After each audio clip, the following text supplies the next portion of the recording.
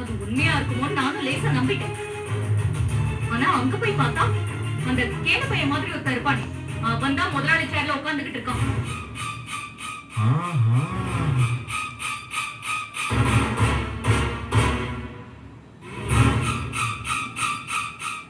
அவன் பேரு அப்ப அவன் தான் அங்க இருப்பான்.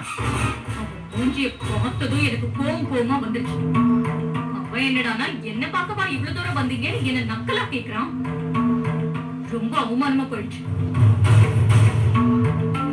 நான் யாரு, என்னோட லெவல் என்ன, நான் ஏன் அவன்கிட்ட வலிய போய் அசிங்கப்படணும்? அவன்லாம் ஒரு ஆளு, அவனை பார்க்க நான் போடுமா? ச்சே.